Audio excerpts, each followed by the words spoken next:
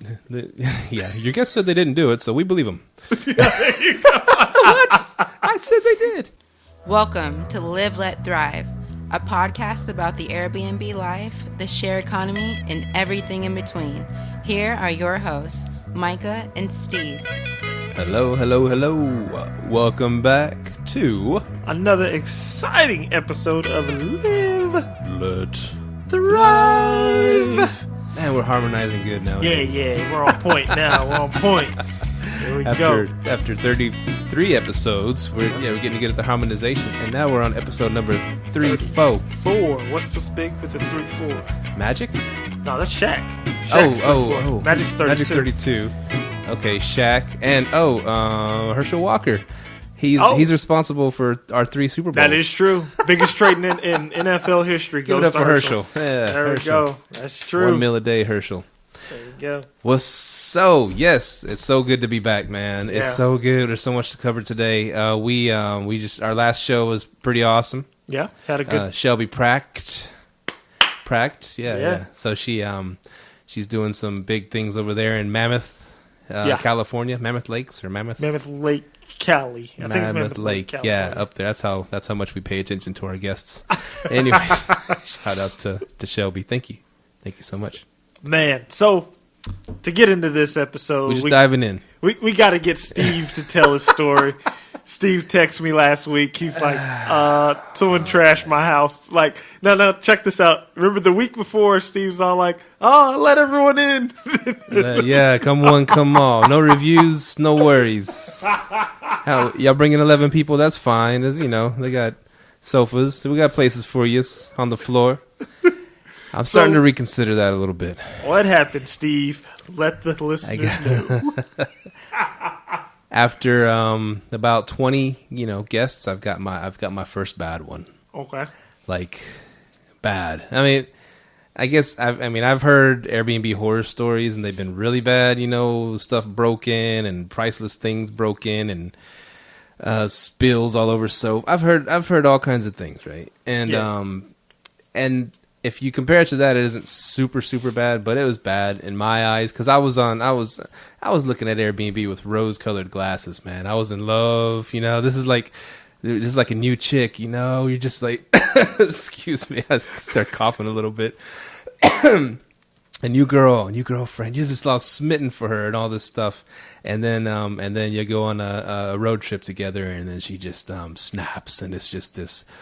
Ooh, person you never knew was down there, lurking, and she just starts arguing you out in the car, and you're just like, uh-oh, what, what's going on? Who is this woman? And that's how it felt about Airbnb. How could you do this to me, Airbnb? After all we've been through, and all of my guests have been great. A few of them, maybe 1 or 2 little nitpicky things left me the 4 stars, but that was it, Mm-hmm. And but they left me great reviews, and I leave them 5-star reviews, and all of them have worked out good. The ones, most of them are already, have reviews on their profile, but a couple I've had a few, 2, 3, maybe 4 that had no reviews, and they worked out fine too. Mm-hmm. Communicated great, and everything went well. Left the house good. Anyways. I got to the house the other day because I was dropping off a daybed, a trundle. One of the terms you learn as you Airbnb, you learn what a trundle bed is. Kind of a daybed that pulls out in the bottom of it to be 2 beds, whatever. I bought one of those on the cheap, Facebook marketplace. Anyways, I'm rambling, but I got to the house to deliver this bed, and after these guests have already left, first of all, the damn door was open. They didn't even bother to lock the door behind them, right? The glass door was wide open. The front door, all you got to do is push the slag and then turn the lock. And you can lock it. It's in my thing. Please lock the door behind you. It's not hard. And they left the damn door wide open, which sucks because we don't always get over there that day to clean it, So this we went the next day to go clean it. So all day, all night, my front door was wide open. Someone could have just walked in the house and took whatever they wanted, right? Yeah. And so anyways, get to the house, there's right away, it's just, there's footprints on the tile, black footprints on the floor, like from shoes, like I don't know, where they're tracking mud. Go to the kitchen, dishes everywhere on the tables, on the countertops. The sink is full of dirty ass nasty dishes that have been sitting around for a while, caked in, you know. And I opened the fridge. There's crap all over the fridge, dirty ass fridge, you know. And so walk in the rest of the house. I guess they use every sofa, and there's there's a pillow and blankets all over the sofas and trash, you know, on the tables there, dishes there, and bedrooms too, you know, they were messed up. They had like Coca-Cola cans inside or whatever, and left in the sloppy mofos, man. I was so like, oh my god, I've never had that experience. I haven't, you know, I had that experience yet with Airbnb. So this is all, what the hell's going on here? Looked like a mad party taking place, right? Yeah. And they got into my liquor cabinet. And was it locked? And no, it wasn't locked. But it was like putting away with a sofa up to it, where it's like not really, hey, it's not fair game. I just have a few things in there. It wasn't full of liquor. Yeah, I had some nice bourbon in there, which they managed to help themselves to. Had some wines in there. They have the little bitty wines. They helped themselves to that. They took out some of my little decorative stuff out of there. I don't know why. You know, who knows? Everybody's getting crunk at a party. They do stupid stuff, right? And so, yeah, they just, I was kind of hurt, dude. It kind of got me right in the feels, man. I mean, it's just like, I know it gave me a bad day. It gave me the bad rest of the day when I saw that. I was like, and they were, you know, texting back and forth. They seemed fine. And then just to disrespect my house like that, I just felt a little bothered, a little heartbroken, you know. I'm about to cry right now. That's some dry wine I'm drinking. But anyways, so so that was the, you know, I thought that was the the gist of it. I actually went on my lunch break to deliver that trundle bed there. Went back to work and just had a crummy day. I told my wife, you know, she was going to go over there to clean it later. And I said, you know, it's going to be pretty messy, you know, just trying to warn you. She got there and then she texted me, oh, crap, you know, after she saw what the house looked like. Wow. So she started trying to, you know, started getting at it, starting to clean it. That was yesterday. And so I went over there after work and you know, I helping clean and everything. And she's like, hey, the garbage disposal don't work. And I'm like, what? She turns it on. It's just, it's not even turning, right? It's just make like a vibrating sound. I'm like, what the hell? Reset it. So yeah, the reset button. I'd hit the reset button and it still wouldn't turn. So I'm reaching down. I'm still see what's in there. My shot glasses, broken shot glasses in the garbage disposal, just shattered glass inside there, and it's like jamming the blades. Yeah. So anyways, so I spent like an hour trying to get every freaking piece of glass out of that freaking garbage disposal. Actually, I called Airbnb first, and I said, this is, you know, I told them what went down. And she was a nice enough girl. I don't know. I've heard they're not going to do anything anyways, whatever. But she was a nice enough girl. She said, okay, tell me, you know, did they mess up this? And I guess she pulled up my site, and she's like, did they mess up the guitars or the foosball or any of this? And I was like, nah, it looks okay. Just my garbage disposal's, you know, messed up. Okay, well, I'm going to send you a link, and then you send me all the information, and then and we'll see, and we'll have a manager mediate between you and them. I'm like, whatever. I've heard that before. Yeah, that was the we're going to put this, whatever you write in the garbage disposal, that's what they were going to do. Yeah, exactly. And so, your guest said they didn't do it, so we believe them. Yeah, there you go. What? I said they did. And so, anyways, after I dug enough pieces of glass out of there, I finally got it to work again, thank God. Yeah. But I'm still going to hit him up and try to get him to pay for a new one. Just see what happens, you know. Finesse them. I know that card they use, they probably threw it away by now. Probably nothing on there anymore. Probably nothing they can do. But whatever. I'm gonna just throw it out there, see what I can get for the damage. There's broken glass on the ground too in the kitchen. There's like a broken liquor bottle in the freaking grounds. Good save. And so yeah, man, it kind of hurt a little. And I told myself, I was like, relax. This is just business. It's a business, like The Godfather. It's just business, you know. Yeah. It is. It's business. I mean, do hotel people cry when one of their rooms get trashed? No, they just charge the mofos on their card and they get it fixed, right? And so we don't have that option. Exactly.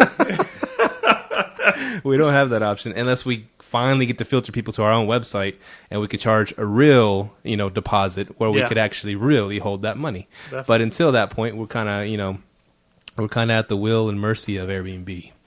And so we'll see how it unfolds. I'll keep you posted. But yeah, it was my first bad guest. And I did go scorched earth on them on the review. I asked you permission first. Can I just go off on them? Yeah, hell yeah. Go off on them. Yeah. That's what I do. Don't hold back. So I went off on them. 1 star everything. And I just let it go. I just let everything out, dude. All my frustrations. I felt a little bit better. And I was like, oh, I hope they leave me something back. Hope they leave me a review. And you said... Why? You want a public reply to it? Yeah. Don't. Why not? Don't leave a bad public reply. It looks bad on you as a host. I tell people don't do that. Well, if they start throwing some lies out there. Oh yeah. His house was bad and full of roaches, and if they start doing that, I'll be like, oh hell no, y'all threw a damn party at my place. This is why you're writing this, whatever. See me, I've had people believe like the last guy. Remember the guy I told you I went and left. I just went and sent him a message. Like I could have badmouthed them on the public review, but I don't like doing that. Right. So I just held take the high road. Yeah. But sometimes you can't find the address. But but you got like a million freaking guests and a million places that you rent out. I got my baby, my one little house. It's my baby. Well, even when I had my condo just by itself. I really take Peter Behu's advice on that because Peter Behuth only has his, but it is a high end property. But he always tells people don't publicly do that because it looks bad on you as a business owner. You know what I mean? Sometimes you just got to let it go. I guess even in his case, he's gonna get 1,000 more 5-star reviews. You know what I mean? He's the most wished for Airbnb. So I mean. Yeah, I know what you mean. Sometimes you just want to be like, what the... Hey, Behuth was pretty pissed off at Airbnb, too, when he came on the show. I'm about to have my Behuth rant in a minute, because Airbnb's... This is the rant show, the venting show. Yeah, we don't want to turn into that, but it seems like the last, 2 weeks, we've been, really venting on Airbnb, man. It's just like... Hey, we give the good, the bad, and the ugly. That's what we do. True. We don't work for Airbnb, so we can say whatever the heck we want to say. Once they employ us and they're giving us 6 figures, we might, talk differently about the company. Yeah. And right now, my rant goes right back into their group payment crap. So last night, someone wants to book in January, right? Okay, cool. That's no problem. So I said, boom, I accepted it, put them up in the timeshare. Next thing I know, that little stupid group payment thing comes up. This payment will not be confirmed until everyone in the group has paid. And then it blocks your calendar for 72 hours. Like, what if someone wants to stay a week within that time? You know what I mean? Mm-hmm. And you're waiting for this guy's 2 other buddies to pay? That's some BS to me. You're holding people's property hostage. That's messed up. That's really what it is. I mean, I feel like Airbnb... I think if you give any company too much power, they'll abuse it. And I think that's what they're doing. They're abusing power. They I have other calendars. I'm not just listed with Airbnb, but I think that's a kind of a way to stronghold you. Like, well, no, we're Airbnb, and I know you guys have other calendars out there, so these dates are blocked. I don't think they should be allowed to do that. They shouldn't. And you gave kind of a workaround by doing that, by cloning your listings or something like that. What were you saying? But even the double, I thought about that. There's a huge flaw in that. Oh yeah. Let's say you do that. Someone books it. How do you cancel the other thing? The 72-hour hold, you mean? Yeah. So that means you have to find a way to cancel, and then hope that cancel doesn't go against your listing. But if it does, I guess that's where your duplicate comes in. But what if you have 15 glowing reviews on that other one? You know what I mean? It's almost like you're rebooting your business. Yeah.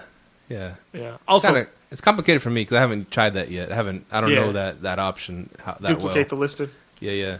Also, what's the point to duplicating a listing? Why do they have that available? I don't know. With my timeshares, it was perfect because I can just duplicate a room. I don't know. Mahogany had a great reason for it. I forgot what it was. I wish you. So how do you utilize it with your timeshare? Duplicate a room. Because I have 10. I might have 50 2-bedrooms at one resort. So if someone books one, I can just create another and they all listing. Look the same. Exactly. I see. Instead of having to make one for each. I get it. I get it. So I just keep duplicating them over and over. Like if someone books, boom, duplicate. Someone books, boom, duplicate. Oh, nice. So like I can have 15 people stay in the same day in the exact same unit. That's awesome, dude. Yeah, so that's how I use it. Okay. But that was Mahogany's big thing, because I forgot what she said. Because when I kept saying they need to have a duplicate listing feature, she goes, well, why would they do that? Why would someone want to duplicate a listing? And then I told her our reason. But she was like, well, we're the only ones. She goes, it's us and a few other people that do that. So I don't think Airbnb. And then they eventually did it. But she had a good reason for it. I got to wish Mahogany was on. Yeah, she was on last week. Yeah. She made a nice little guest appearance, you know. Yes, sir. So probably drove our ratings way up. But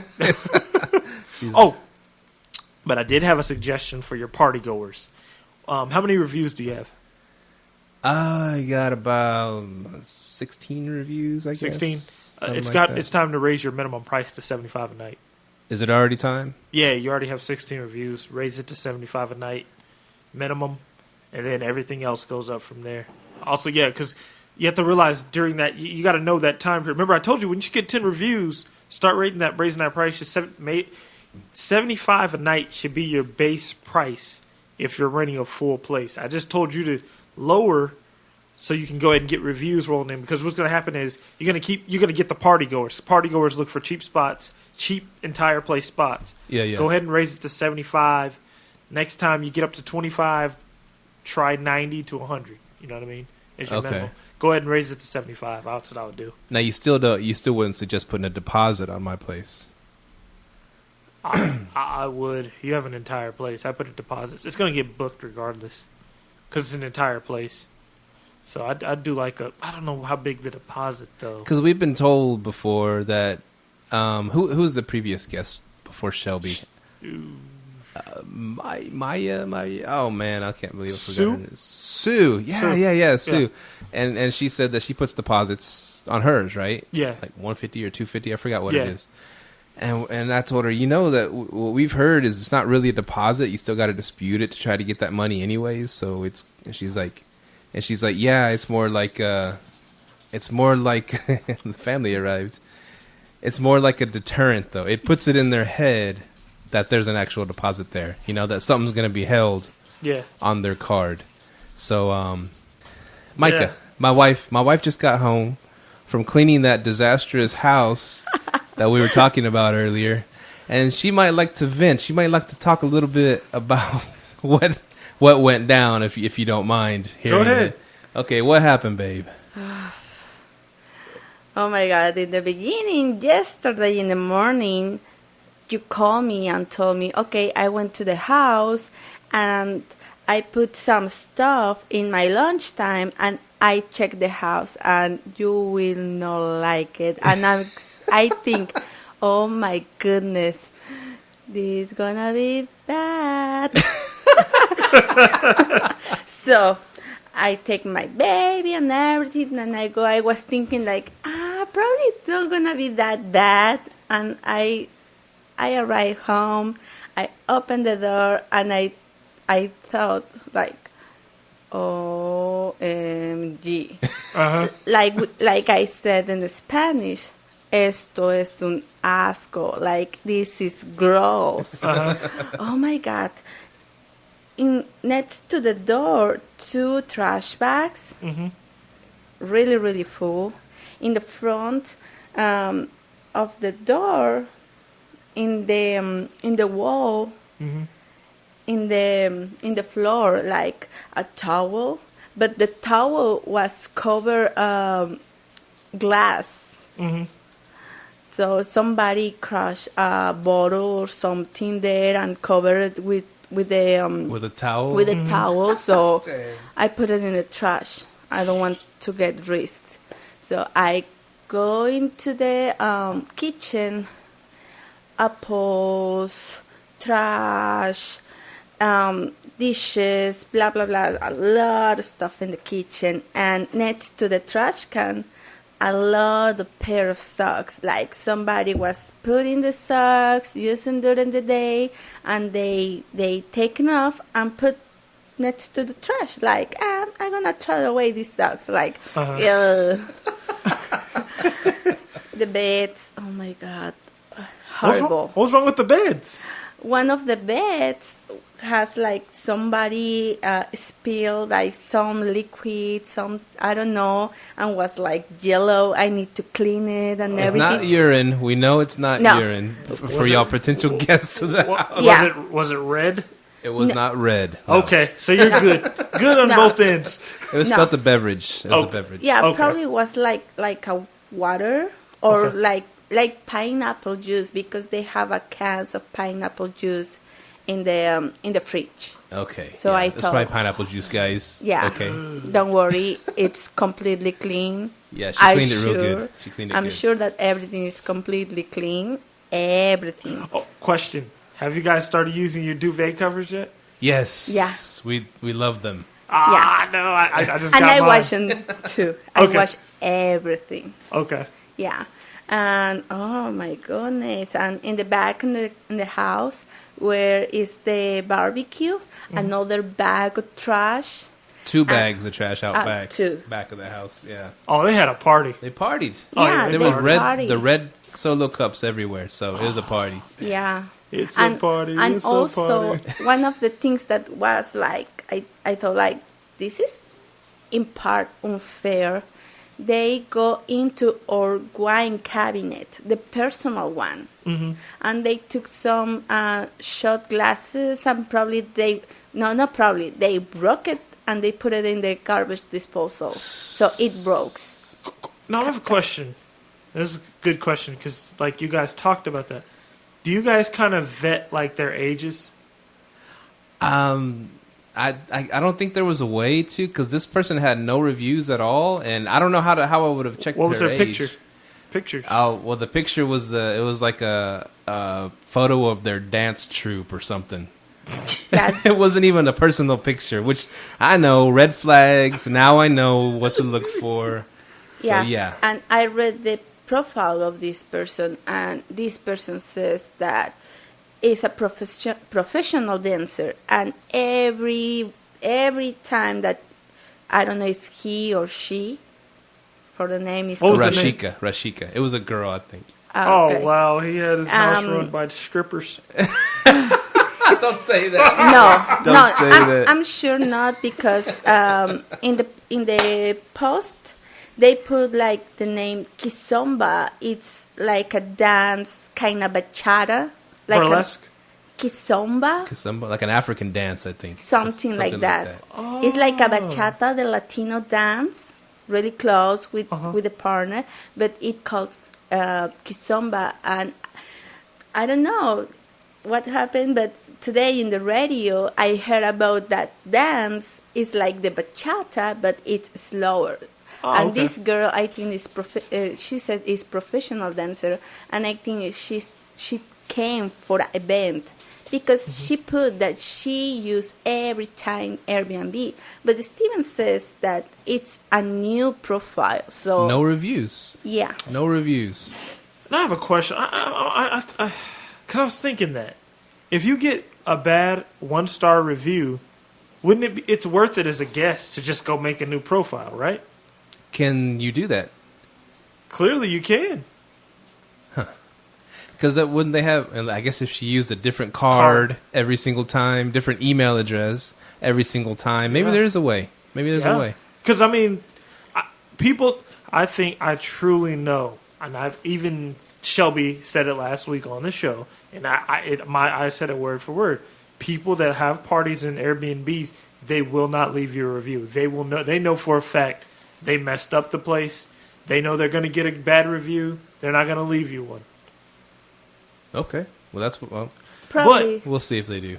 yeah. I'm interested to know because I know the people that I've left 1-star reviews for, they never give me a bad review. 'Cause they know never they leave messed me a- up. Yeah, They they know. know they messed up. Oh well. Yeah. So you had a bad experience, babe. Yeah. She just got done cleaning right now. She Yeah. started yesterday and then she finished today. Don't worry, Steve owes you a massage. tonight, Yeah, massage. And I might give her a little bit more money for the cleaning fee too. Oh, thank you. And I need to go to the salon for The a facial salon. There you go. with my friends in the Discount. school. You get a discount. Th- th- Yeah. This is called extortion. No, but Because it's with my friends at school, so I got it for free. For free. Yes. Yeah, I like that. I like that. Thank you, babe, for being on the show. Thank you guys for letting me talk about my terrible experience. Get some rest, and then and feed the baby. Yeah, all that fun stuff. Yay! Thanks for the Airbnb horror story. Whoa. Okay, thank you, bye, guys. Bye, everybody. See you later. I know. Yeah. Hear us later. Hear you later. Hear us later. Yeah, you're right. Okay, bye-bye. Bye-bye. Peace. So that was my wife chiming in. She had to vent a little bit. You know, I feel bad. She did all the heavy lifting. I mean, I went over there and helped some after work, and then I still had to do some other stuff. But yeah, I felt bad for her. I felt bad for both of us. It was just it's a rough deal, man. It's like you just felt like a little violated. I don't know. You probably felt that before. Yeah, you do. But you just have to change that mindset. It's a business, bro. Yeah, it's a business, man. So I might go hide all my glass stuff, all my shot glasses that I had out. My London shot glasses gone forever. But you, on that case, for you, it's like truly time to just go ahead and raise your minimum price, man. I'm gonna do that. I changed my my booking. I used to have my booking out to the future forever. Then I got like an August booking and like a July booking. I'm like, man, what if I try to change it to the corporate rental? Man, I'm kind of tying my hands behind my back. But I got 2 bookings like way out there, so I brought it back to 3 months because I'm in this pivotal stage right now where I'm strongly considering going to corporate rental. Definitely. And so I'm getting everything out of because I had my storage in my garage, so I'm getting everything out of the garage. Of course, if someone's going to do a long-term lease there for corporate rental, they're going to need a washer and dryer, right? And that's where my washer and dryer is in the garage. I'm going to set up the gym in there real nice. It'll be a good selling point. And I'm going to throw it up on that corporate rentals, that corporate rental by owner, that was called? Corporate. Hey, man, you might have, do that. Furnished Finder. Furnished Finder, okay. Yeah, Furnished Finder, corporate that one cost housing. about the same? No, Furnished Finder's cheap. It's on like $100. Oh, snap. Not only that, man, Craigslist. I've been doing Craigslist, man. Today I went on a mad advertising rant, man. I put my listing on booking.com, Cozy. I turned my listing back to active on Cozy, so I'm getting people coming in from there. Booking.com, Cozy, corporate housing, of course, Gypsy Travel Nurse. I posted all my places in there. Because what I'm going to do January 1st, I'm going to kind of market, because I've been doing a lot of talking to Al Williamson on our forums or whatever, on Facebook. And what I'm going to do is I'm going to start gauging, getting a little bit more involved, stop being a lazy Airbnb host, if you will. I'm going to start gauging it, like actively advertising at all times, man. Like today, I was advertising, but I got somebody booked one of my rooms while I was advertising. So I was powerful. Yeah, I was driving traffic to my listing. Yeah. So what I'm going to do is I'm going to be doing that all the time. Craigslist, everywhere you can think of, emails.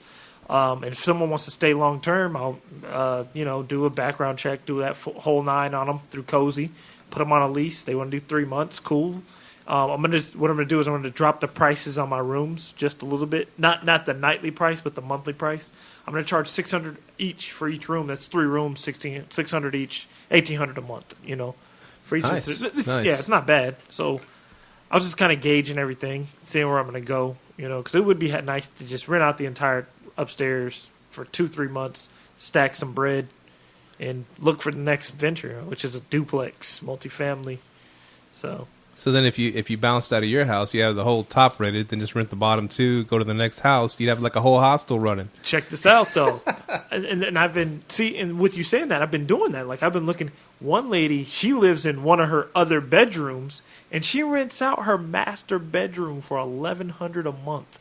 Because if you rent out the master, you get your own private restroom, private shower, private jetted tub. And she rents it out for $1,100 a month. I was like, that was genius. And so she's like, That's a good idea. Yeah, I know. She's like, I can go live in the other room for $1,100 a month. I don't really care, you know. So that's pretty dope. That's dope. What else is dope is Aldi's, yo. Who? What? You ever go to the Aldi's store? Yeah. Well, I don't. Mahogany does. I don't really do Aldi's. Well, they got good deals on wine, dude. Just Really? to give them, maybe they're not advertising yet. But a little bit more, baby, please. Okay, thank you. This is the venting episode. But anyways, go ahead. You had something to say. I'm just talking Aldi's. Something weird about Booking.com. They let you accept cash at your door.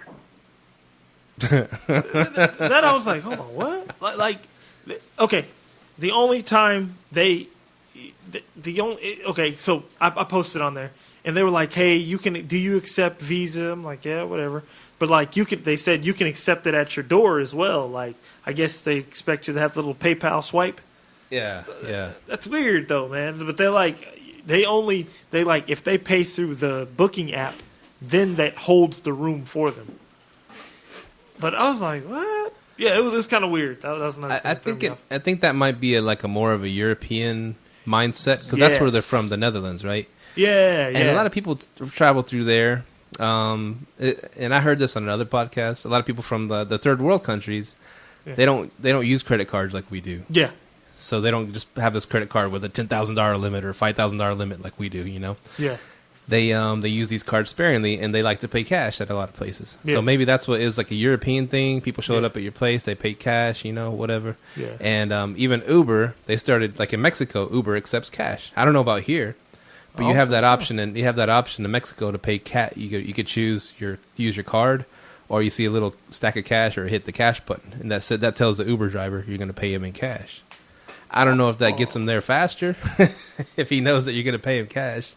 But, yeah, they have that option in Mexico, and, you know, of course, it's a third world country. So maybe that's why Booking.com does that, gives you that option. Wow, man. That's I didn't think about that. And another platform using, I got our first TripAdvisor hit. They were actually, they hit us about the condo, though, because they actually work at the water park during the summertime. Nice. They're like, hey, we want to, because they was right across the street from it. And I was like, I think it was too high for them, because I told them the price. I never heard back from them. Yeah. Yeah, I told them $1,700, which I'm pretty sure that's kind of steep, unless, they can only have 2 people living there. So Right. But I'm getting hits. I got another hit, too, for someone who wanted, on Airbnb, that had no picture, no verifications or whatever, but they tried to book it for 7 days, like coming up in December. I have like a lull right here in December, just right in the middle. 7 days open, right? And so I was like, oh, cool, we're gonna get that 7 days filled. And I looked at it, and then I go to the message, and it's like, hi, we're looking to rent your place long term from February to, like, I said, like 5 months or something, like another thing like that, right? Yeah. And it's 2 adults and 3 kids from 17, 24, and 27. I don't know. This said something like that, right? Yeah. We're looking to rent your place long term, and I was like, well, currently it's not a long-term rental, but if we were going to do a long-term, I would have to ask for $2,500 a month, which is what I average right now doing Airbnb. Yeah. And let me know if you're interested, and we can talk. I didn't hear nothing back from not one word. So they must have thought, whoa, $2,500. People, I guess regular people try to jump on there and see a place they want to rent long-term or something. Yeah. But they in their mind, they're thinking they're going to rent it like the market rate. Yeah. But that's not the case. It's an Airbnb. It's fully furnished. Got internet, electric's paid for, water, everything's paid for. So it's not going to be the same as trying to get a spot for $1,500 a month. You know what I'm saying? Yeah. I mean, and they never responded back. Yeah, you get a lot of people trying to, and then even on like corporate housing, sometimes I get a lot of people trying to get me to lower my price by like $500. I'm like, no. They're like, will you take $1,200? I'm like, man, that's market rent for an unfurnished place. Get out of here. And you're gonna pay their bills for them? Yeah, exactly. Get out of here. What are you on, man? Did you know? Speaking of currency, Airbnb taking or Booking.com taking different currency. Here it comes. Yeah, you heard the new CryptoBnB. Did you see it? CryptoBnB. Yeah, it was a whole article on it. It's a BNB that's only going to take cryptocurrency. Wow. It's called CryptoBnB. I looked at it up. I was like, what? Now, does it only take the big boys? The Ethereum and Bitcoin. I don't know. Or does it take all these little BS hundreds and hundreds of different coins that are popping up? These pyramid Ponzi schemes. I don't know, but my thing is, okay. Bitcoin fascinates me. Sorry, it does. That's the thing about that. Let's just say let's say you're accepting Bitcoins as your way of payment. How are you going to pay your mortgage? They ain't accepting Bitcoin, bro. Unless there's a way you can like sell half of those right away on the open market, and then you can pay your thing. If it's easy to liquidate Bitcoin, you know what I'm saying? One Bitcoin's what, 12 G's?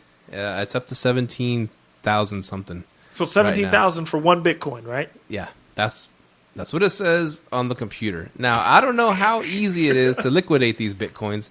Because there's an example. Some dude had like 10,000 of them early on, and now it's worth over $400 million or something. You know, there's examples like that. But can he go to a bank and say, hey, I'd like to, cash in my Bitcoins now? Is it that easy or to get his $400 million? It doesn't seem like... I don't think so. My question is this. Can you short Bitcoin? Well, now it's trading. It's finally trading on the open markets, right? So we can short it? If it's a symbol on the open market, you'd be able to short it. I'm sure. I think that's where you make your money at right now, right? Well, shoot. If it goes up by $1,000 a day, it's for the last few days. You'd be losing your butt trying to short it. But in the long run, it's going to drop. It's going to drop. Yeah. No, I don't see it anytime soon. This is how I have the investment club. We talk about Bitcoin, and a lot of it because there's hundreds of them, right? Hundreds of different cryptocurrencies, and Bitcoin's the big dog. Bitcoin and there's another one, Ethereum. Those are the two biggest ones, Yeah. And the other ones, there's so many of them, and a lot of them are worth like 3 cents a coin. There's Pro Coin and I think one of them is called Potcoin. That's the one where Dennis Rodman sponsors Potcoin.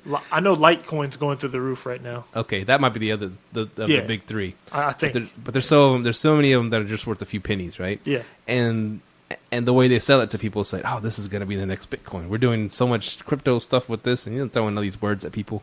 Wow, I could buy this one, 100 of these, 3 cents each right now, and it's going to be worth $17,000 one day, just like Bitcoin, Uh-huh. And this is and they in the group they talked about it. They said, well, this reminds me of the internet bubble, internet stock bubble that popped. Everybody's overnight millionaires and billionaires from making any rinky-dink website and marketing it and selling it. Yeah. Mark Cuban and and so anyways, I think it is similar to that, but I did remind him. I was like, even in that whole internet bubble that happened, there was still a few Amazons and Googles out there. Exactly. So in this whole thing, most of these are going to fail, but there's going to be some left standing, and you're going to want your money in those when they are left standing. So that's true. That's just my 2 cents about Bitcoin. Yeah, I mean, I wish I would. If I would have got in early on it, I'd be real big on it. Like right now, if you would have got in last week, you'd have been real big on it when it was only 12,000. Now it's 17,000 coin. Yeah, that's true.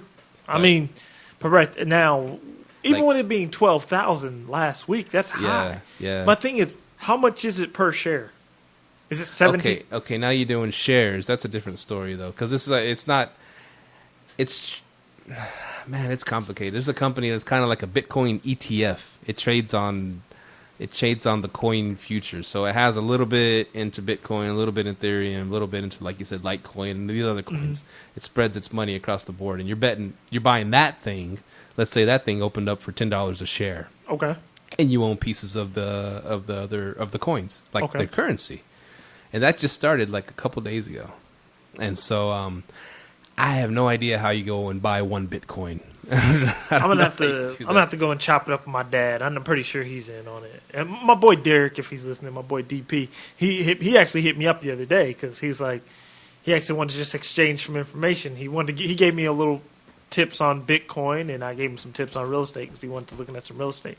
And he was telling me that you can now make money off of the other people who make money off Bitcoin. You invest under them, and then you make little money off them. So it's a pyramid scheme, yeah. There's a bunch of those out right now. Yeah, and so I just need to do a better job of looking at what Bitcoin is doing and how to get involved in it. As Warren Buffett says, he doesn't invest in what he doesn't know. So that's true. That's WB right there. Also, He says don't invest when everybody's buying. Yeah, be weary. Yeah, be wary when everybody's buying. Exactly. So that's our little Bitcoin segment for the day. So I'll take it. I will say that everyone's hopped off the marijuana train. Might want to get back on it. No one's buying. Everyone's on Bitcoin. Well, everybody's over here. Be over here. Just saying. Nice. But back to some B&B. B&B. Short-term rentals. Short-term. What are we doing? Yeah. So go ahead, Steve. And you had that question earlier off the air. You were saying because our last guest Shelby was like, you asked her a good question. Do you make more money running other people's Airbnbs or doing your own? Mm-hmm. And then she told you about, well, if you factor in all the costs we're accruing, we're paying for the heat, we're paying for electric, we're paying for this and that. I guess you could see us making more profit by managing other people's listings. Yeah. And you thought about that off the air. You were saying something about it. But what I just thought about right now, well, yeah, that's true. You can, just like anything in life, I can make more money right now just working overtime at my job than my Airbnb, right? Yeah. I could bust out the overtime and it'll make that $300 I made that weekend in Airbnb look like chump change, Yeah. But what you got to consider too, you're getting that house paid off.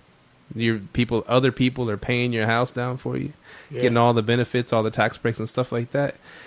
And in the future, it's a long play. The future, you're going to own that thing clear and free, right? Yeah, and someone else paid for it for you. They bought it for you. She was actually looking at. We were looking at subleasing versus managing.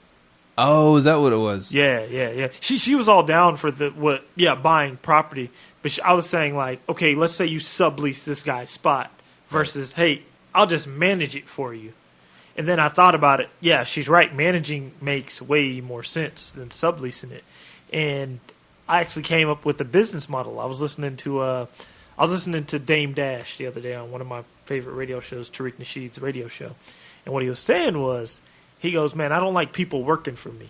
So what I do is, when I meet someone who has an idea, I partner with them. I don't want you to work for me. So when I partner with you, it's going to teach you how to run your own business, and we're going to both grow together. So, okay, this guy came up to me, my boy Josh, who listens, our number one fan. Shout out to Josh. Josh. He comes up to me, and he hit me with a proposition. He goes, hey, man, I got this guy. He has this place. He wants to know more about Airbnb. He goes, I told him I'll send him to talk to him. He goes, and I was like, oh, he's going to talk to you. I was like, man, that's what's up. You finally got your first hit. He's like, no. I referred him to you.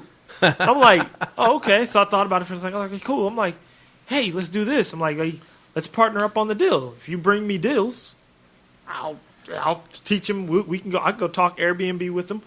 If we get him under contract to do some business, we'll do it, and I'll split the profit with you. So then now you're partnering with people instead of working for people. Right. You know what I'm saying? Like, hey, if this guy knows, like people may come up to us like, hey, Mike and Steve, I got an Airbnb. This guy wants to do Airbnb. He wants to know your thoughts on it. We can partner up with him. And then we have a bunch of partners, and then that's how we grow. That's true, man. That makes sense. Yeah, and Dame Dash like really went in on that. He's like, yeah, man, you got to have partners. He goes, most people want to don't want someone to work under them. He's like, I don't want that power. I want you to grow with me. And I was like, man, dude, that's a bit higher way of thinking. And I was like, because everybody has their own strengths and everybody has their own weaknesses. You know, where your weaknesses are, he might have strengths at that. Yeah, and it just pulls everybody up together. I like that. I like that a lot. Yeah, and shout out to Josh. He made a good thing. He goes, oh, man. He goes, that makes it better. He goes, I was just trying to do the Robert Kiyosaki thing and just sit in and learn. I'm like, yeah, that's the way to do it, But I was like, you might as well get paid to learn, So exactly. So and then that gives you more of an incentive to do it. So Josh is very calculating, because he's buying that house. He's got his plans, He's got he wants to get everything right, ducks in a row. Yeah. And then he'll start considering, renting it out and short term and this and that. He was asking us a bunch of questions, and we were like, and he's like, yeah, and his goal, one of his big goals was to be on our show one day. Yeah, and I was like, and we were over there at Boston's Pizza doing the meetup, And he's like, and I was like, oh, you want to be on our show? He's like, whoa, not yet. He goes, I gotta get my business going first. You know, he was like, he wants to get, and that's cool. You know, that there's people that think like Josh, get all your ducks in a row, get it all set up perfect, and boom, he even get solar panels on his house. I mean, that's dope. That's smart. I never thought solar panels were. I mean, I'm fascinated by them. When I had my first house, and I was like, I was thinking, I almost got them, and I was like, man, I just can't justify. Especially if I'm going to move out and rent this out long term, I'm going to be paying their electric bill for them with my solar panels. You know. Yeah. I was thinking I'm not really getting the benefit from that because I can't just charge them instead. You know, everybody's charging in my street $1,200. I'm going to charge you, $1,400. That's just gonna, whatever. I was thinking in that mindset, but as an Airbnb, it makes sense. Yeah, because you ain't paying no electric bill anymore, mm-hmm. and they're not paying electric bill when they come stay with you. Straight up, that makes sense. So he's on to something good right there. He's starting off with the nice house over there by the Cotton Bowl and solar panels. He's getting it all set up. So yeah, man, he's doing big things, and he's taking it slow. You and I are more of a screw it. Let's jump in. Let's buy something. You're even. I mean, the other week you were like you're ready to buy some stuff in Michigan, and then. And then you were ready to buy something at Mammoth Lake the other day until you heard about bears. And then you should have seen Myka's like, oh, hell no. And yeah, Myka's like, yeah, we both got that shiny red ball syndrome, oh, look, we're like whatever the next big thing is. Oh, let's buy some Bitcoin. Let's do this. And he's different. And Josh is cool. He's just more calculated, just, getting it all, worked out before he starts. Yeah, before makes the leap. He's a good young guy, man. He's only 24 and doing it, man. That's real cool. That's cool. When I was 24, I was just partying all the time. So. Yeah, I was too. Yeah, 25. Yeah, I was too. Oh man, we're moving along. Yeah. So, Furnished Finder hit me up. Nice. They actually sent me the traffic to our area for traveling nurses. And they said they had a total of 17 looking, and 3 of them had already sent out requests looking for places in DFW. So there's definitely a market for it. I got to finish listing my place on Furnished Finder. And, yeah, man, my biggest thing this week is utilize all the platforms. Unless you're 100% occupied on Airbnb all the time, get as many eyes on your platform, on your listing as possible. Utilize everything: Facebook, Furnished Finder, Corporate Housing by Owner, Airbnb, VRBO. Like, I hate when people come ask these questions because a future guest that we're going to have, we actually talked about this off air before he got on. He was talking about, he goes, man, people always ask Airbnb and VRBO. He goes, why don't you just use them both? Just rationally think about it.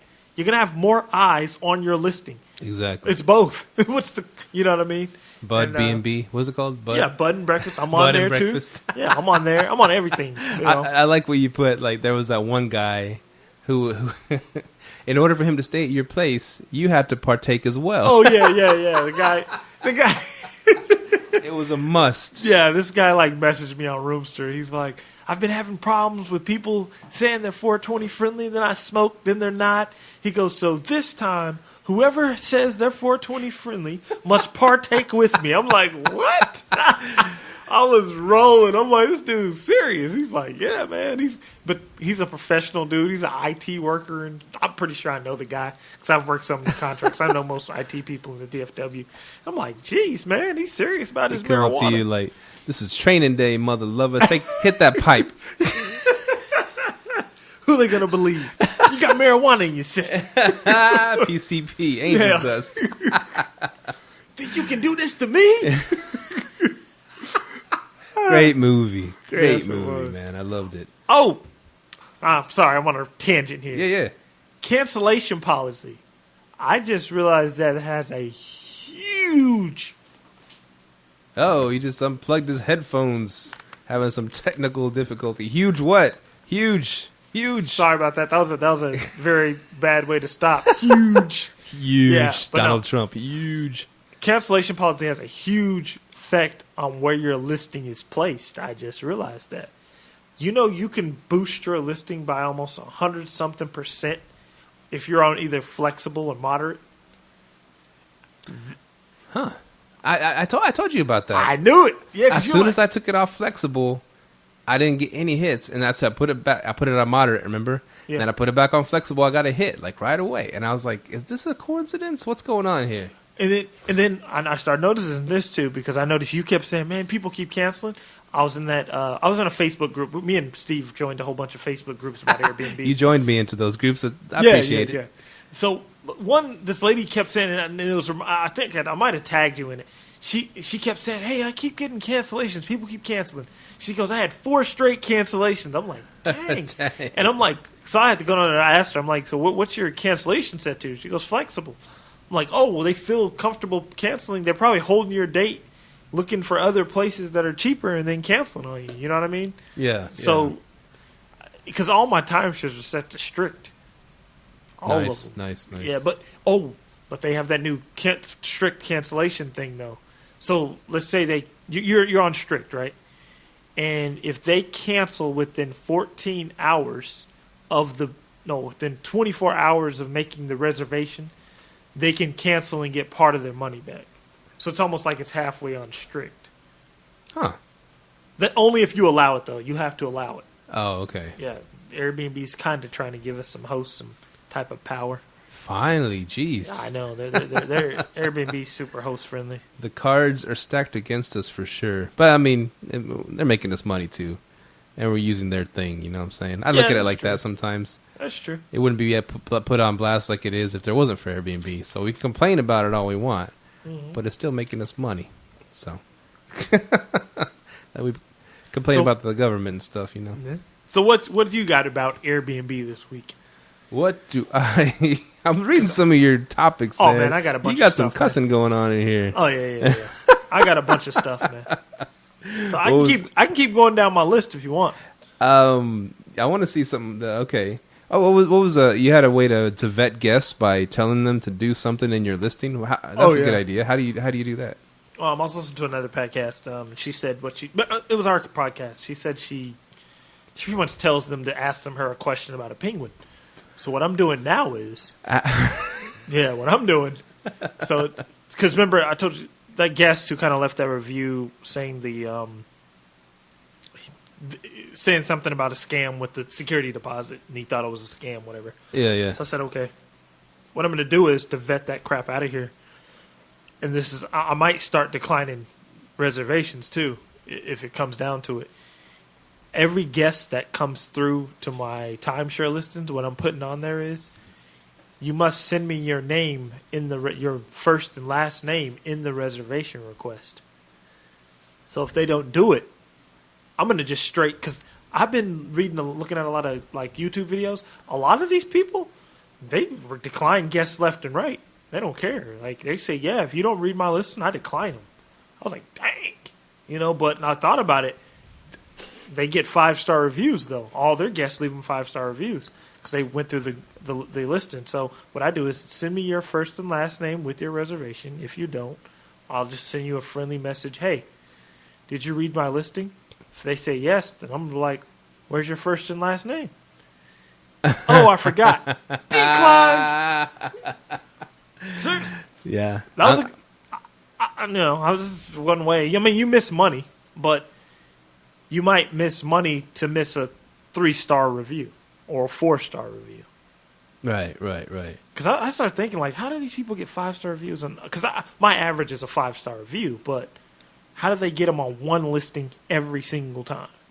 Which I know you're always going to need a 4-star, but like someone like Peter, he has 800 reviews with 5-star or however many. I don't know how many it is, a lot. Yeah. But but he only allows 2 people and he vets his guests. And that's that's true. And I'm gonna start doing that now, especially after this big party that went down in my Airbnb. The strippers wouldn't have destroyed the house. Some kind of dancing they were doing. I don't know. At least it was in one piece. I mean, thank goodness for that. But I thought about that too. I said, man, I need to. And I was thinking about that. I'm gonna raise if I did raise my prices, that'll keep the riffraff out, And plus, if I just keep adding more, making it nicer, a little bit more higher end, and it'll pay off in the end. It'll pay off dividends. And and I'm over here trying to do it on the cheap. Yeah. trying to. Well, I mean, I got decent stuff in there, but I'm saying I got my prices low just to try to get those first reviews in. I already got plenty of reviews now. Yeah. But I wanted to get Superhost status real quick, and January 1st I should hit that if everything keeps going the way it is, Yeah. And so now I need to start thinking, like you said, raise it. I might take a few hits on the not getting as many bookings, but the ones I do get will probably be good, good bookings, and they'll be paying more for the days. Definitely. And so yeah, I just need to start thinking bigger. Start thinking bigger. If I think small, it'll stay small. You know what I'm saying? If I think big, it'll be big. As simple as that, right? Yeah, straight up. It take money to make money. There you go. Take other people's money to make me money. OPM. Yes, sir. Yeah. So you fans out there, I know you're like, man, I really want to stay at Myka's pad, or I want to stay at Steve's pad. Guess what? We give discounts. Steve gives discounts. No. If you tell us you're a fan of the show, we'll work something out. Don't worry about that. If you're a fan of the show, I will give you a discount on my personal properties in Arlington, no doubt. Yeah. Well, actually, I don't know. I'm just kind of scared to say that. And I would put it one step further. I'm scared to. If you have a compelling Airbnb story as well, and you're going to come to town and happen to stay around a Wednesday or Thursday, we usually tape on Wednesdays. We might even have you hop in on our show, and then tell us your compelling Airbnb story while getting a good rate at a cool pad. That would be. Definitely. I'm just making this up on the fly, but I think that would be cool because not only we're giving a good rate, but yet they're hopping in and contributing to the show, and we're making them famous because this is like the biggest Airbnb podcast in the history of the universe. You know what I'm saying? You know what I'm saying, Mike? Definitely. So, if you bring something to the table, yeah, we'll definitely hook you up. Definitely. Just no damn parties, right? Yeah. No party. We ain't throwing parties in my house. I'm gonna be sitting there looking at you the whole time. Like that kid that was jumping all over your sofa. Yeah. Hold up.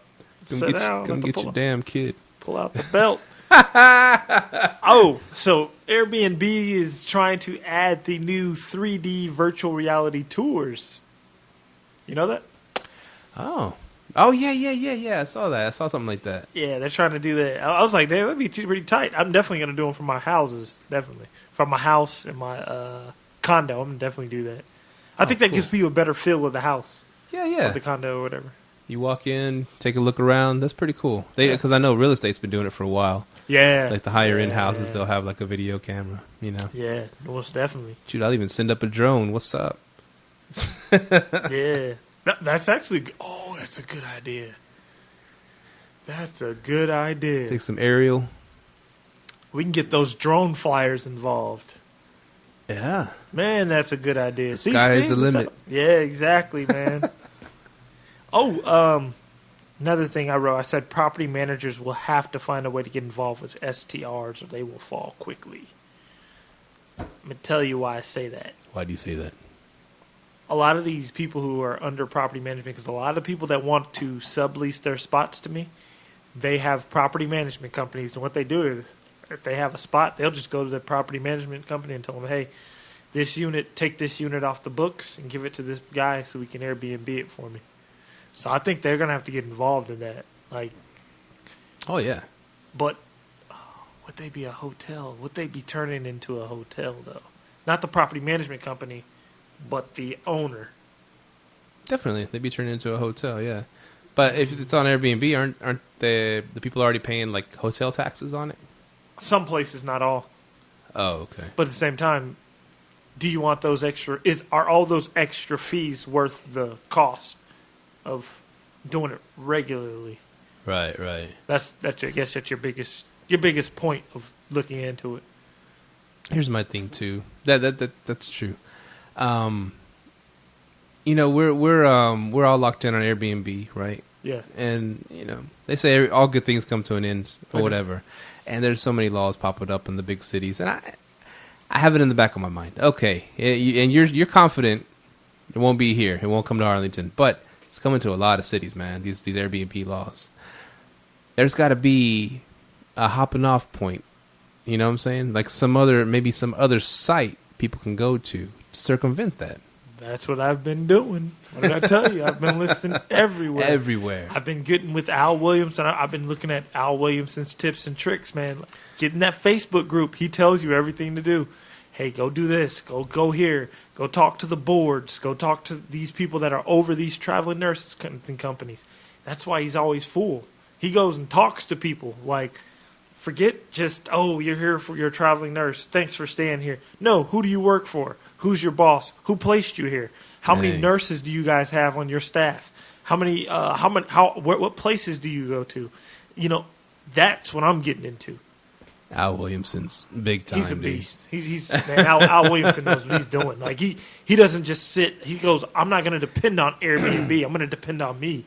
So I was like, that's Airbnb. Yeah, there you go, Airbnb. You know, so that's where I'm about to get. You know what I mean? I'm all for Airbnb. We're a short-term rental Airbnb podcast, but we're also about real estate. We're about growing our business. Exactly. You know, so I'm all for finding other avenues. Like I met a guy, I think his name's Michael Kugler, which he has his own little platform coming out, and I told him, hey man, I got a bunch of listings for you. Let me know. You know, so. You know, and Airbnb is becoming a really, really guest-friendly, kind of pissing you off guest-friendly, you know?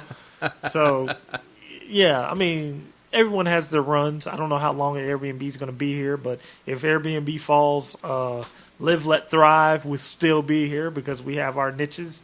We have other places we list, you know? Yeah. I want to ask you something serious on the air while we're taping. Go ahead. Or computer taping, whatever. You kick butt at the timeshare business, right? Yeah. You kick butt. What are your returns, man? What is like your percentages, your returns? What are you making on your money? I haven't scaled it yet, but that's what I'm going to have to do before the end of at the beginning of the new year before I file my taxes. I have to scale it because if I don't, I'm going to owe a whole bunch of money I don't know. Yeah, I mean, so you pay how much a month? Well, the fees are taken care of. That I don't even really worry about. It's like $172 something for fees, but the fees are taken care of. So let's just say $172 a month is what the fees are. The fees, but then I have to put up money for my inventory special and my bonus time. Okay, but you get money back for that. Yeah, okay, of course I get money back, and then I use that money on my credit card and just kind of revolve. So let's just say you're looking at 20% returns, 30% returns. I don't know. I'm just trying to find a number. I'm just trying to tell you. I want to buy a timeshare. That's why. Go ahead. And I'm going to talk about that too, because we were on Red Week this week about timeshares and B&Bs. Okay, so in a week, we probably make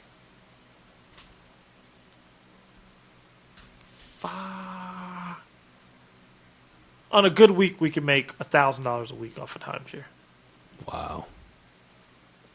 That's good. $1,000 a week off a timeshare on a good week. Like, let's say this week we probably made I have to gauge it. It's probably like $600-700. You know what I mean? Once you get everything back.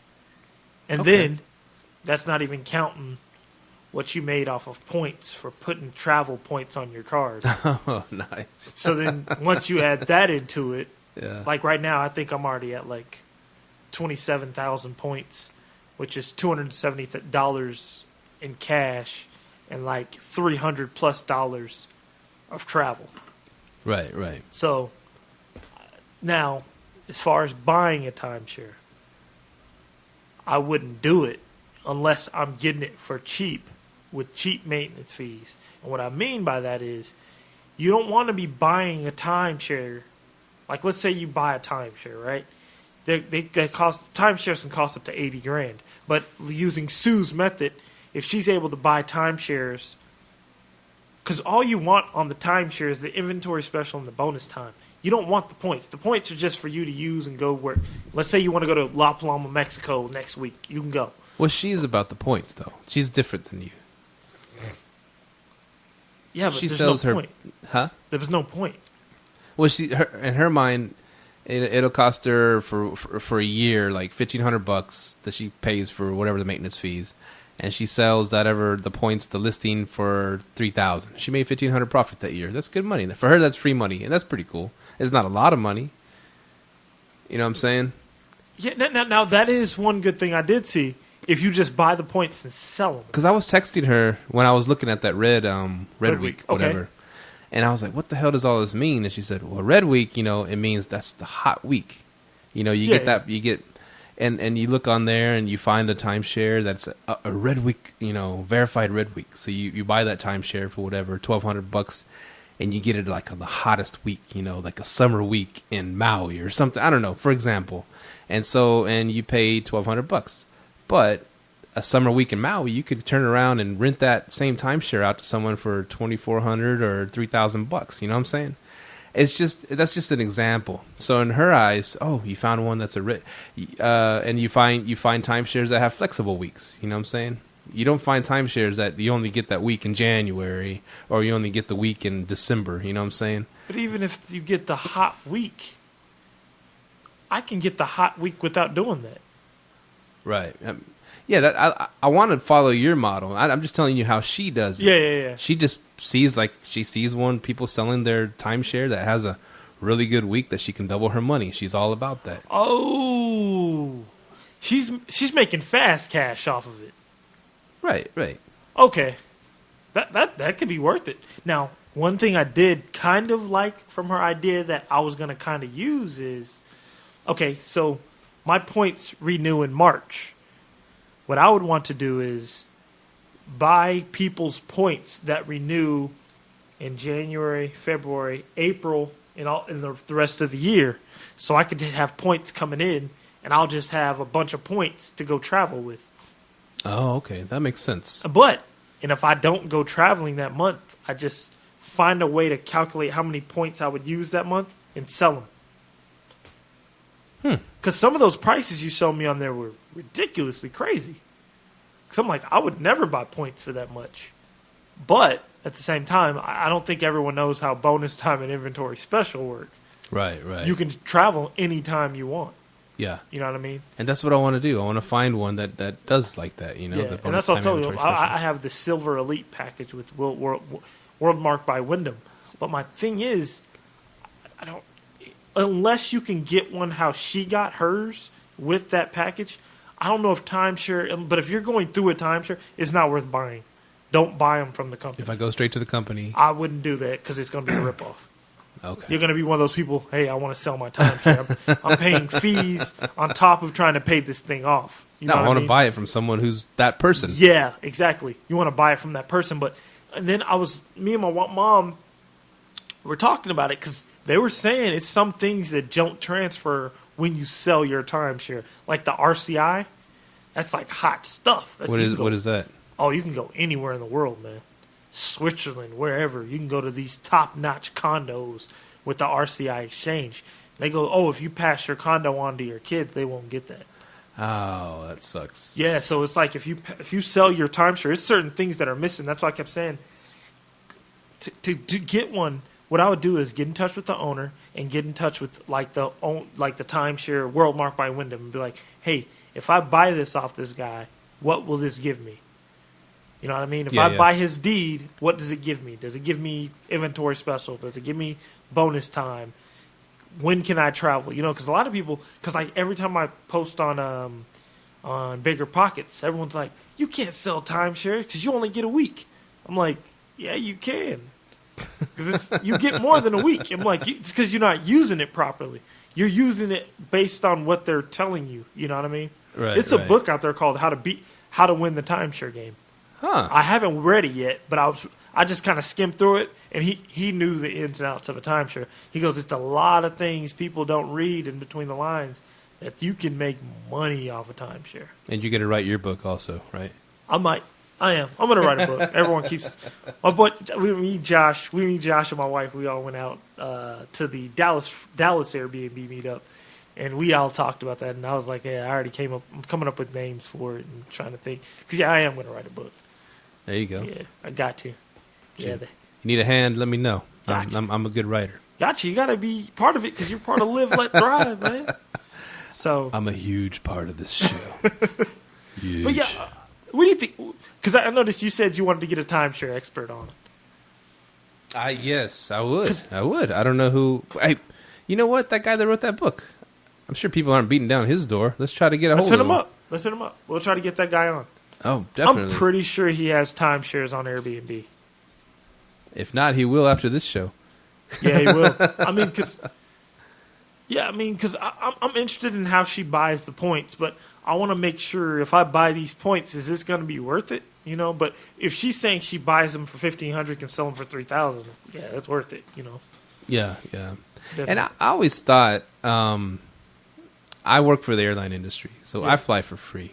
Mm-hmm. And even before even thinking about Airbnb and all this stuff, I was like, man, a timeshare might actually make sense for someone like me who travels all the time, travels for free. And I always have a spot somewhere in the world with these timeshares that you can always fly somewhere. There's always specials and promotions and this and that. But it's making even more sense now because I'll be able to use it, you know, use the points and stuff like that. Plus, you know, rent out those bonus weeks. So, I mean, I got the bug the other day and I was looking at those sites and I was like, but I don't have any direction. I don't know what the hell this one means and this one means, you know, what the difference is, you know. Timeshares, I think, are kind of like Bitcoin. Is that right? To an extent. Because, I mean, if you look... No. Timeshares are kind of like...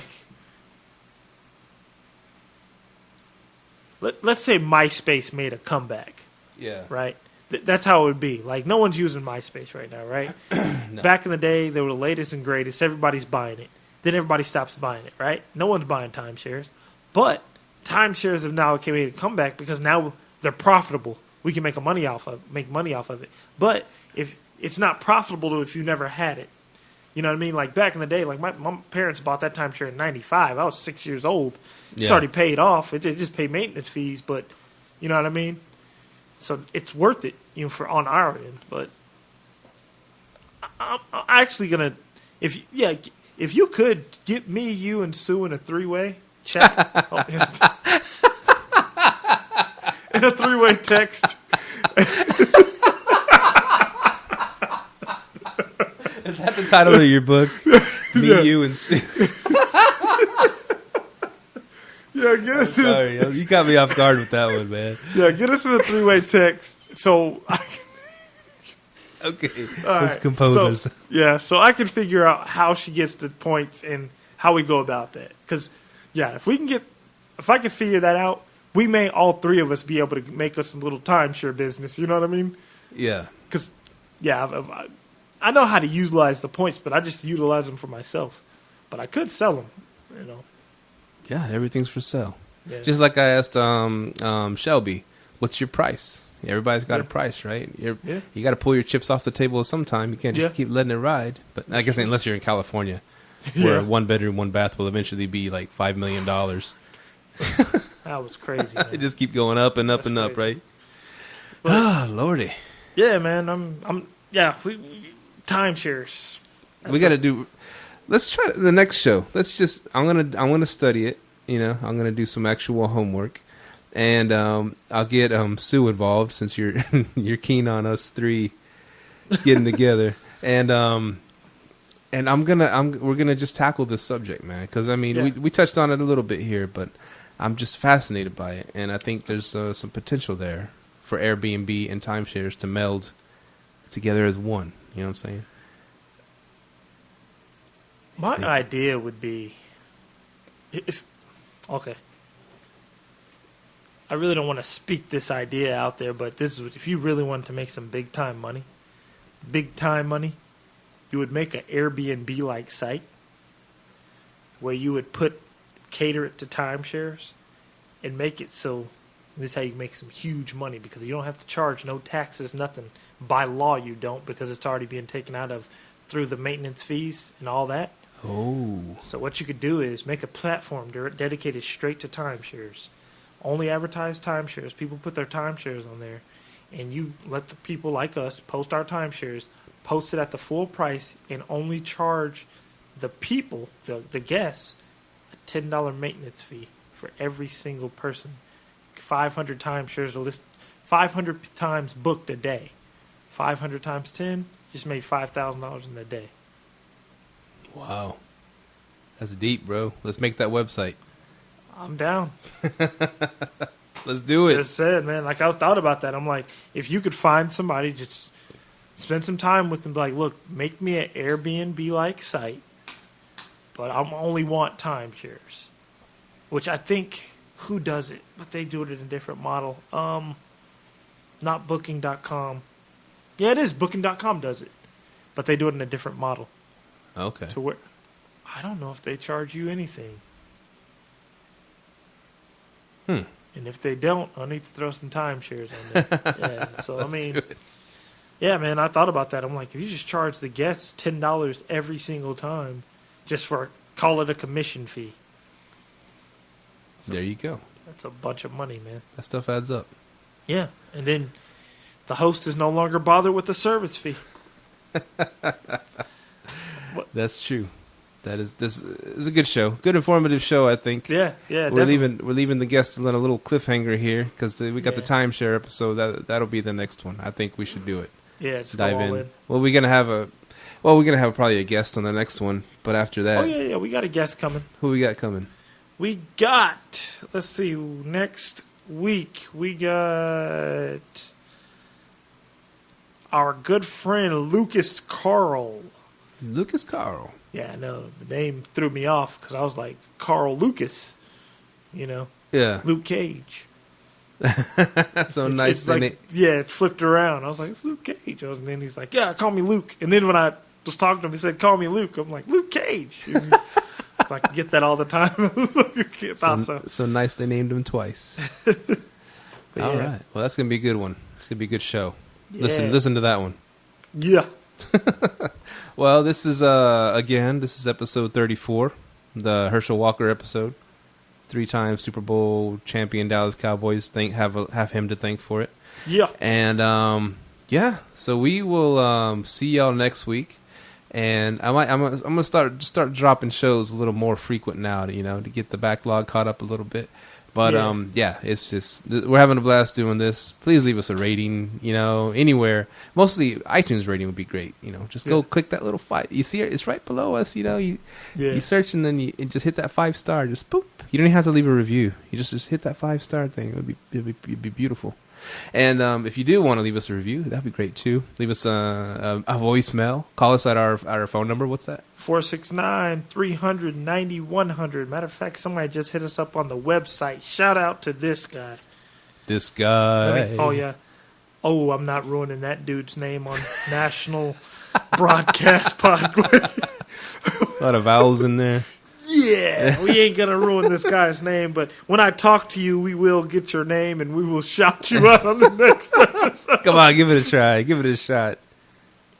Farzi Siddiqui. That sounds like a name. Nah. Farzi Siddiqui. Okay, what did he say? Hi, I would like to have a bit of coaching from you. I want to start an Airbnb, starting with a timeshare. How much do you charge for a half hour of consulting? Oh, that's only $5,000, right? For a half hour, that's not bad. It's the going rate. Well, thank you, Farzi, for your inquiry. Yeah, inquiry. And how much do you have? No, I'm joking. Nah. Coach him up. Well, yes. So there you go. Leave us a review. Leave us a voicemail, a message, email, everything. Just even on YouTube. We will be doing some live videos very soon. Yeah, we're really trying to turn this into a Facebook TV show. So, yes, sir. Matter of fact, if any listeners out there know about doing that, we'll be doing our research on our end. Hit us up. Let us know how to go about doing that. Like if you have any information. Otherwise, we're just gonna dive in like we do everything. Yeah, But if you have any tips, tricks, let us know. Because I listen to other podcasts and they use their listeners to learn new things. We definitely like what to learn. Yeah, stuff we learned a bunch from our listeners. Big time. Definitely. So let us know. Like if you have any idea of how to do the Facebook, not Facebook Live, Facebook TV, like the Ball in the Family and the Marshawn Lynch show, stuff like that. Cool. All right. Well, this is Live Let Thrive, episode 34. Thank you so much for being a part of it. Peace. We'll see you later. Bye. Thank you for tuning in to this week's episode of Live, Let, Thrive. Be sure to tune in next week for all the latest in the world of Airbnb and all that entails. Bye-bye.